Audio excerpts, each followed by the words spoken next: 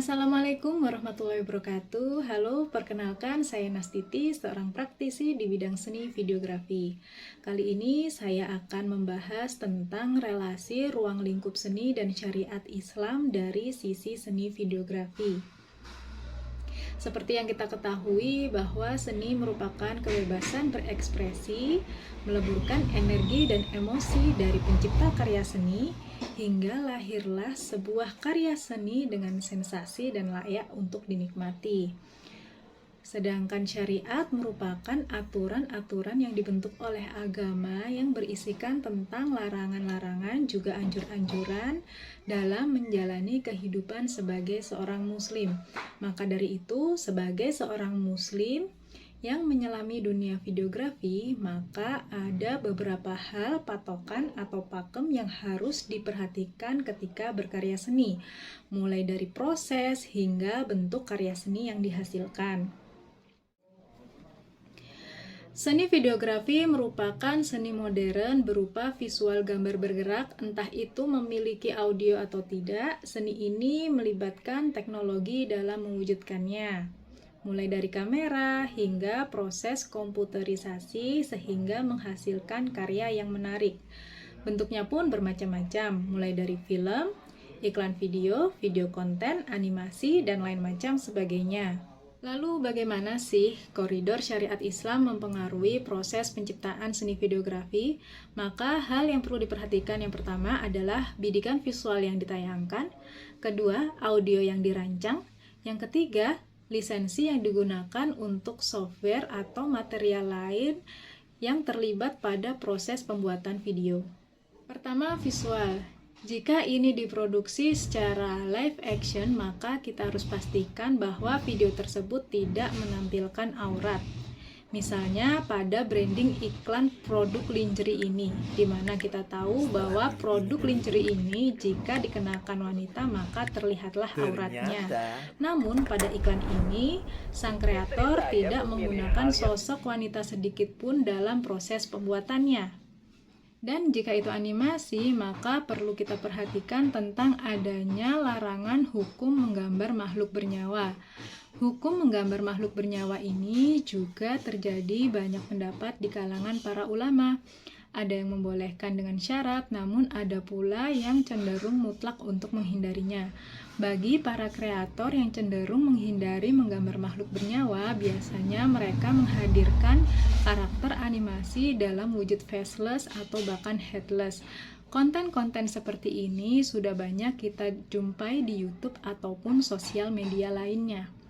Kedua, tentang rancangan audio atau sound design sebagai pengiring gambar bergerak. Pada poin ini terdapat pada bagian musik, di mana musik ini sama halnya dengan hukum menggambar makhluk bernyawa.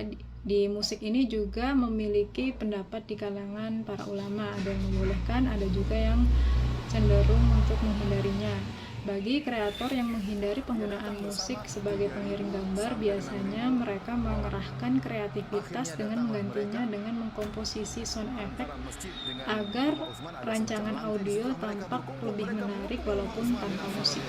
Terakhir, yang ketiga adalah memperhatikan penggunaan lisensi yang berkaitan dengan proses pembuatan karya. Lisensi ini berkaitan dengan software atau material yang kita gunakan pada pembuatan karya. Dalam artian, software yang digunakan tidak boleh bajakan, dan apabila kita mengambil materi video atau audio dari sumber lain, kita harus memperhatikan lisensinya.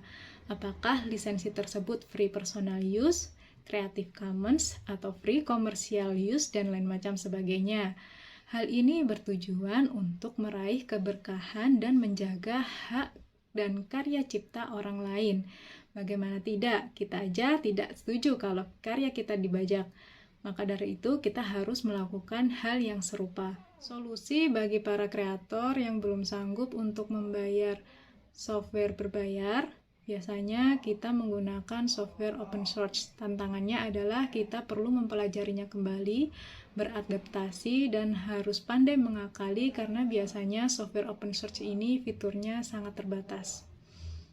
Tadinya saya berpikir bahwa syariat merupakan hambatan bagi kita untuk melakukan proses berkarya seni.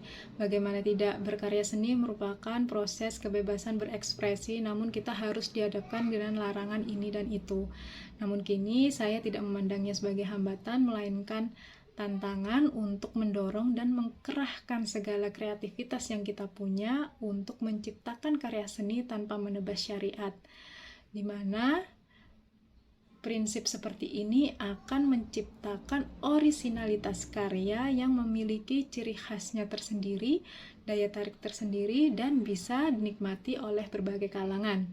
Pertanyaan selanjutnya, apakah karya seperti ini hanya bisa diterapkan pada konten-konten yang berbau agama atau bersifat religius? Tentu saja tidak. Prinsip-prinsip seperti ini bisa diterapkan pada karya seni videografi yang lainnya, entah itu film, iklan produk, atau video konten yang lainnya yang bersifat umum selama itu tidak melanggar syariat, karena hal ini hanyalah sebuah resep dari menciptakan sebuah karya dengan komposisi yang sudah ditentukan. Begitu pula dalam konten agama atau karya dakwah, seni merupakan kemasan yang memberikan estetika visual pada sebuah karya sehingga ia layak untuk dinikmati, kemudian membekas di hati dan memberikan memori. Lalu, adakah pasar untuk mendapatkan klien yang satu frekuensi? Tentu ada. Karya ini sudah memiliki pasarnya tersendiri, bahkan ada komunitasnya. Tidak sedikit pula klien yang satu frekuensi ini memberikan proyek ini pada kreator-kreator yang memegang pada prinsip-prinsip ini. Hal ini bertujuan untuk memudahkan klien agar tidak memberikan briefing ulang mengenai pakem-pakem yang berkaitan dengan syariat tadi. Bahkan ada beberapa klien yang mengcover biaya lisensi software untuk keberlangsungan proyeknya. Hal ini bertujuan untuk saling tolong-menolong dalam kebaikan dan meraih keberkahan. Bagi mereka, muslimpreneur atau pengusaha muslim, mereka memiliki tagline bahwa berbisnis itu bukan hanya sekedar untung dan rugi, melainkan juga surga dan neraka bagi mereka. Sebagai penutup, saya ingin mengatakan bahwa manusia diciptakan sesuai dengan peran dan skillnya masing-masing. Dan saya menggunakan seni videografi ini sebagai media kebaikan. Maka dalam proses pembuatannya, saya usahakan untuk tidak melanggar syariat dan melahirkan karya yang bermanfaat. Sebuah karya yang bukan hanya sekedar menjadi tontonan, melainkan juga menjadi tuntunan. Amin. Wassalamualaikum warahmatullahi wabarakatuh.